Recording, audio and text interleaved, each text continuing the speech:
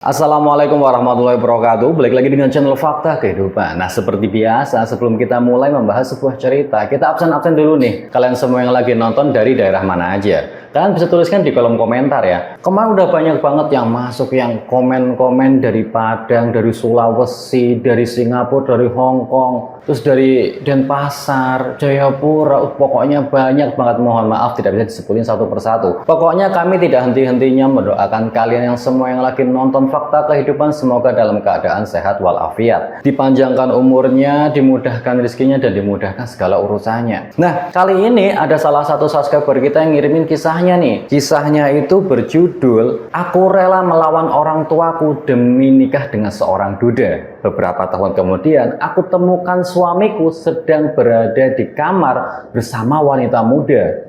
Gimana nih? Ada seorang anak melawan orang tuanya demi bisa menikahi seorang duda. Tapi beberapa tahun kemudian malah justru suaminya berada di sebuah kamar bersama wanita muda. Pasti banyak banget dari kalian yang penasaran dengan kisah ini. Gak usah lama-lama lagi, kita masuk ke ceritanya.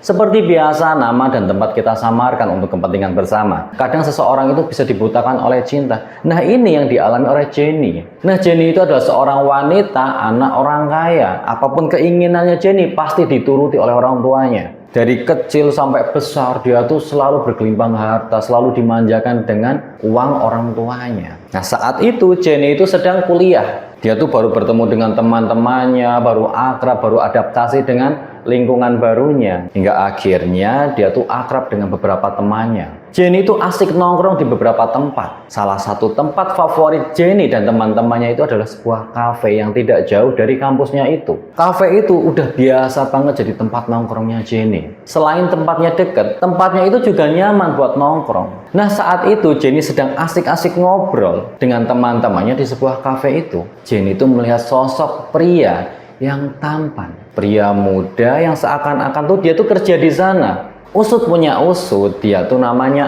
Agung. Agung adalah seorang pemilik kafe itu. Jenny itu merasa tertarik dengan seorang Agung. Udah masih muda, ganteng, tampan. Dia tuh juga pemilik sebuah kafe.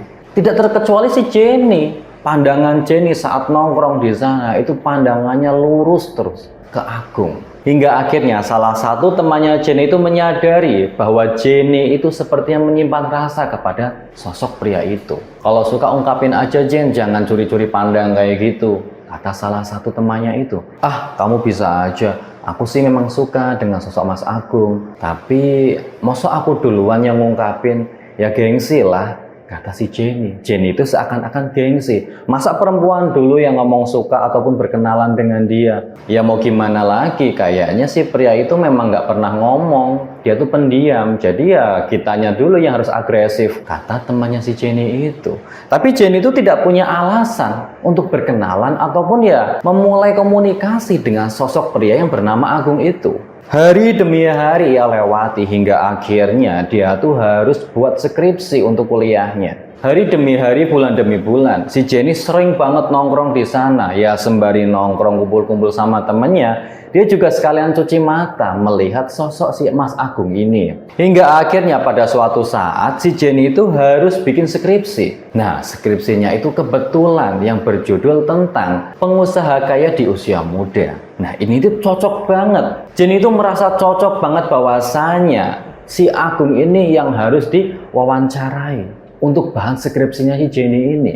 Jenny itu bikin alasan bahwasanya skripsi ini untuk mendekati si sosok Agung. Dia pun kontak dengan si Agung. Dia perkenalan, dia meminta izin untuk bikin skripsi dan mewawancarai dirinya. Ditanyailah semua apa resepnya, apa rahasianya, sejak kapan memulai karirnya, ditanyain terus. Hingga akhirnya si Agung dan si Jenny itu menjadi akrab. Koneksi mereka tuh ya lancar karena sering janjian, sering ketemu, sering ngobrol bareng seputar skripsinya si Jenny ini. Hingga akhirnya pada suatu saat setelah si Jenny sudah lulus kuliah, Jenny itu kangen untuk bisa ngobrol lagi dengan si Agung. datanglah ke sana. Saat datang ke sana, langsung disambut oleh si Agung. "Halo Jenny, udah lama banget kamu nggak datang ke sini," kata si Agung. "Iya nih Mas, maklum lah habis wisuda ya aku sibuk cari kerja ke sana kemari. Alhamdulillah sekarang aku udah diterima dan sekarang aku kerja di sebuah perusahaan jadi karyawan di sana. Jadi ya aku nggak pernah pergi-pergi kemana-mana dan udah jarang banget nongkrong." "Oh pantesan nggak pernah kelihatan. Kamu kok kalau pergi-pergi selalu sendiri, kemana cowoknya?" kata si Agung. "Nggak tahu Mas, aku nggak punya cowok, jadi ya kemana-mana ya sendirian aja. Nggak tahu, nggak ada yang nemenin," kata si Jenny. Jenny itu seakan-akan memberikan kode kepada si Agung. Tapi si Agung itu seakan-akan tidak peka atau bagaimana. Dia tuh tidak memakan umpannya yang diberikan oleh si Jenny ini. Dia tuh seakan-akan diem aja. "Oh gitu, ya masa sih cewek secantik kamu nggak ada yang suka? Ya mungkin belum ada jodohnya aja," kata si Agung seakan-akan cuek. Dia tuh seakan-akan tidak menimbali apa yang diomongkan si Jenny ini. Jenny pun sedikit agak sedih. Di sana Jenny langsung belak-belakan aja ngomong karena dia udah lama menyimpan perasaannya terhadap si Agung ini. "Mas, kenapa sih Mas kamu tuh nggak pernah peka? Kamu tuh seakan-akan tidak tahu dan tidak mau tahu tentang diriku," kata si Jenny. "Maksud kamu apa, Jen? Aku nggak peka kenapa?" "Ya kamu tuh nggak peka. Aku tuh udah suka dari kamu. Aku tuh udah ngasih kode sama kamu sejak aku masih di bangku kuliah. Sejak kita pertama ketemu. Tapi Mas tuh nggak pernah menyauti apa yang aku berikan. Seakan-akan Mas tuh nggak tertarik dengan aku. Apa bener Mas tuh nggak suka dengan aku?" kata si Jenny marah. "Maaf Jen, bukan begitu. Pria mana yang nggak suka sama kamu? Laki-laki mana yang nggak suka sama kamu? Kamu tuh cantik, pinter. Tapi maaf, aku nggak bisa," kata si Agung. "Nggak bisa kenapa Mas? Ada apa? Apa aku kurang Mas?" kata si Jenny. "Bukan begitu Jen. Tapi aku nggak bisa aja." "Iya, nggak bisa kenapa Mas? Berikan alasannya Mas. Aku biar tahu kenapa Mas nggak mau dengan aku, nggak suka dengan aku tuh ngomong aja Mas." "Maaf Jen, sebenarnya aku ini seorang duda," kata si Agung. Ternyata Agung itu bukannya nggak peka, bukannya dia nggak mau dengan Jenny, tapi dia tuh seorang duda. Ya dia tuh sadar diri, Agung tuh sadar diri bahwasanya mana mau seorang Jenny yang masih gadis mau dengan seorang duda yang anak satu ternyata. Si Agung udah punya anak. Lah si Jenny pun ya cuma bisa diem aja, dia terkejut. Kenapa selama ini si Agung itu menutup-nutupi nggak ngomong? Kenapa Mas nggak ngomong Mas? Kenapa Mas nggak ngomong bahwasanya Mas udah duda, udah pernah punya istri dan sekarang udah punya anak? Kenapa Mas nggak pernah ngomongin hal ini? Jadi aku tuh biar nggak usah ngarep, aku tuh biar nggak usah menyimpan perasaan ini. Hingga akhirnya Jenny pun pergi dari kafenya si Agung itu. Dia pergi dalam keadaan yang marah. Si Agung pun bingung mau gimana lagi. Mau nggak mau dia harus jujur. Dia ngomong apa adanya tentang dirinya. Aku nggak mau apabila si Jenny terlalu berlarut-larut dan hingga akhirnya kecewa. Si Jenny pun pulang dalam keadaan marah. Hari demi hari setelah kejadian di kafe, si Jenny itu makin nggak karuan. Pikirannya kemana-mana, hatinya nggak tenang. Dia tuh makin gusar sendiri. Dia terus memikirkan kekecewaannya terhadap si Agung. Kenapa Agung tidak ngomong bahwasanya si Agung udah menikah. Hingga akhirnya pikiran itu berlarut-larut. Hingga akhirnya si Jenny itu jatuh sakit. 4 hari lamanya Jenny sakit. Tidak bisa bangkit dari tempat tidurnya. Hingga akhirnya dia memutuskan untuk menemui Agung sekali lagi. Di sana dia berkata, "Apakah kalau aku bisa menerima Mas apa adanya, apakah Mas mau menikah denganku?" kata si Jenny. Agung pun bingung. "Apa kamu mau menikah denganku, seorang pria yang sudah punya anak? Dan aku hanya seorang duda, Jen," kata si Agung. "Ya aku nggak apa-apa Mas menikah dengan kamu yang seorang duda. Tapi ada syaratnya. Selama kita menikah, kamu harus benar-benar melupakan masa lalumu, melupakan anakmu, melupakan istrimu. Kita mulai lagi dari nol," kata si Jenny. Agung pun bingung. Apabila dia menikah dengan si Jenny, Agung tuh wajib untuk melupakan anaknya dan melupakan mantan istrinya itu. "Mas sayang aku kan Mas? Mas mau kan nikah dengan aku?" "Ya aku mau Jen, tapi bagaimana dengan anakku?" "Ya terserah Mas, yang penting aku nggak mau kamu ada urusan lagi dengan anakmu." "Tapi aku wajib Jen untuk menafkahi dia, bagaimanapun dia tuh anakku, darah dagingku."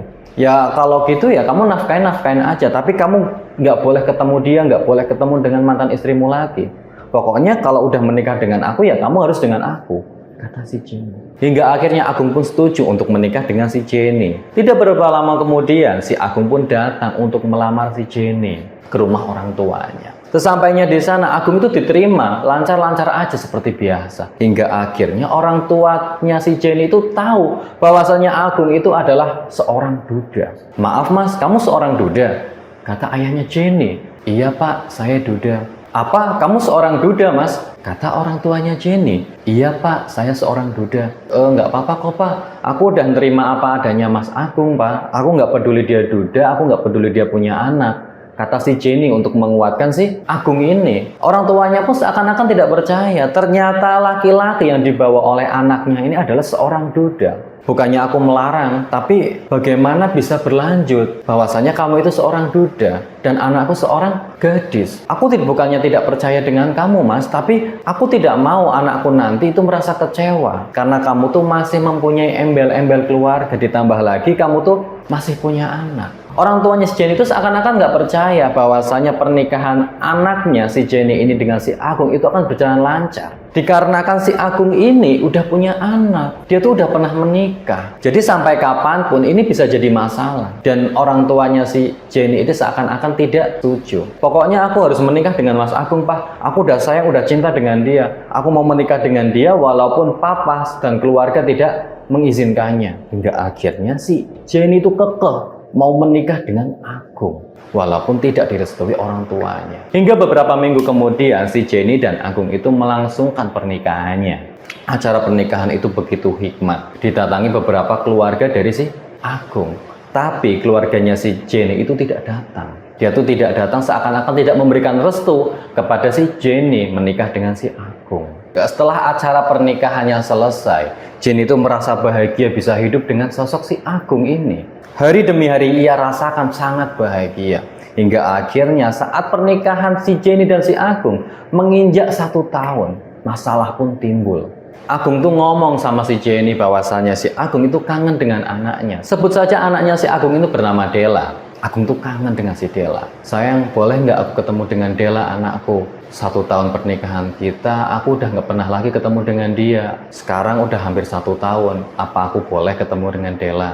Kata si Agung meminta izin kepada istrinya untuk bertemu dengan anaknya. Mas, bukankah kita udah pernah ngomong dan kita saling komitmen bahwasanya setelah kamu nikah dengan aku, kamu nggak perlu lagi punya urusan dengan mereka, dengan masa lalumu. Begitu juga dengan Della anakmu. Sekarang kan kamu udah memenuhi kewajibannya, setiap bulan kamu ngirimin uang sebagai bentuk nafkah kamu terhadap dia. Jadi ya sekarang nggak usah lagi ketemu dengan dia. Aku tuh nggak mau kamu tuh punya urusan dengan mantan istrimu dan juga anakmu itu. Kata si Jenny tegas. Ya tapi bagaimanapun aku kan ayahnya. Aku punya rasa kangen dan rindu terhadap anakku. Masa aku bertemu dengan anakku sendiri nggak boleh? Kata si Agung. Ya tapi kan kita udah komitmen mas. Pokoknya aku tuh marah apabila kamu tuh nekat ketemu dengan anakmu itu. Si Della tuh tegas. Dia tuh nggak mau suaminya ketemu dengan anaknya. Hingga akhirnya pertengkaran itu pun tidak bisa terhindarkan. Setelah pertengkaran itu mereka tuh saling dingin. Hari demi hari Agung dan Jenny itu sudah jarang banget ngomong, nggak pernah ngomong, ketemu di rumah pun dia nggak ngomong karena udah saling dingin, saling marah.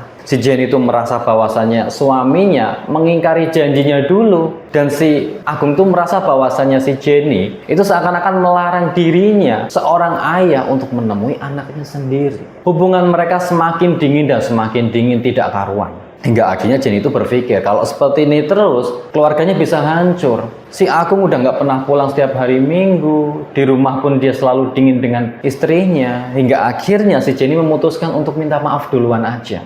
Siapa tahu dengan minta maaf si Jenny bisa memperbaiki hubungan keluarganya itu. Mas, aku minta maaf mas kalau aku salah. Sekarang kita nggak usah diem-dieman lagi ya mas ya. Aku nggak betah diginiin, kata si Jenny. Agung pun yang melihat bahwasanya kata-kata permintaan maafnya si Jenny ini tulus, dia pun menerima permintaan maafnya si Jenny. Iya nggak apa-apa, aku udah maafin kamu kok, kata si Agung. Ya aku cuma nggak suka aja mas kalau kamu tuh masih ada hubungan dengan keluargamu dulu, baik itu anak maupun istrimu. Ya sekarang kan kamu udah nikah dengan aku dan sekarang pun kamu masih menafkahi mereka, menurutku itu udah cukup. Jadi ya nggak perlu kamu mengontak-ngontak mereka, nggak perlu ketemu dengan mereka, nggak perlu kamu punya komunikasi dengan mereka. Cukup kamu udah menafkahi itu udah cukup, kata si Jenny. Setelah permintaan maaf mereka itu, bukannya tambah membaik, si Agung tuh makin hari tuh makin aneh. Setiap hari Minggu, setiap malam Minggu, si Agung tuh nggak pernah pulang ke rumah. Jenny pun bingung, dia tuh curiga. Hingga akhirnya karena kecurigaan itu, si Jenny pun menyelidiki.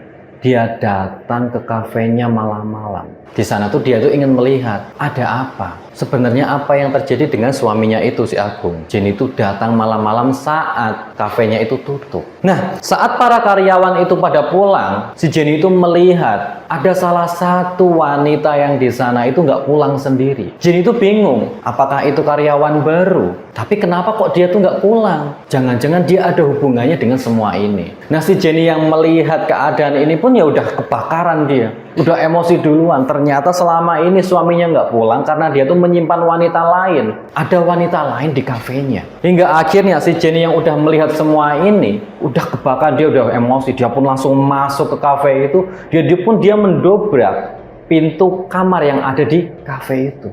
Dobrak dia. Di sana udah ada si Agung dan si wanita itu. Agung pun terkejut melihat kedatangan istrinya. Jenny, apa-apaan ini mas? Siapa wanita itu? Kata si Jenny. Maaf Jen, aku bisa jelaskan semua ini. Kata si Agung. Yang udah ketangkap basah di sebuah ruangan kafenya bersama wanita lain. Oh ternyata ini mas, selama ini yang kamu lakukan di belakangku. Pantas saja kamu setiap malam minggu gak pernah pulang karena kamu asik berkencan dengan wanita ini. Jenny pun pergi meninggalkan Agung dengan wanita itu. Tidak diduga si Agung justru mengejar si Jenny pulang bersama wanita itu. Sesampainya di rumah, Jenny udah marah-marah. Kenapa kau bawa pulang wanita ini mas? Apa kamu tidak puas dengan tertangkap basahnya kamu tadi di kafe bersama wanita ini? Sekarang dengan lancangnya kamu berani membawa pulang wanita ini ke rumah kita. Kata si Jenny itu marah. Jen, aku bisa jelaskan semua ini. Kamu sabar dulu, tenang. Kenapa aku harus sabar mas? Kenapa harus tenang? Semua udah jelas mas. Apa yang harus dijelaskan lagi sama kamu? Jen, sesungguhnya wanita ini adalah Della, anakku. Kata si Agung.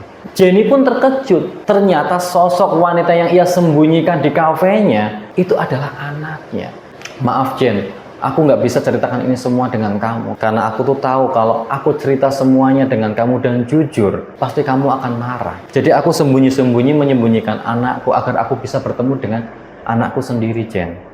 Kata si Agung. Jenny udah kecewa, udah marah besar di sana. Selama ini ternyata suaminya yang ia percaya justru mengecewakan dia. Jenny langsung mengemasi semua pakaian, dia pun pergi pulang ke rumah orang tuanya, meninggalkan Agung bersama anaknya di rumah. Sesampainya Jenny di rumah orang tuanya, dia tuh merasa menyesal kenapa dulu tidak mempercayai omongan orang tuanya. Kenapa dia tidak nurut dengan omongan orang tuanya itu?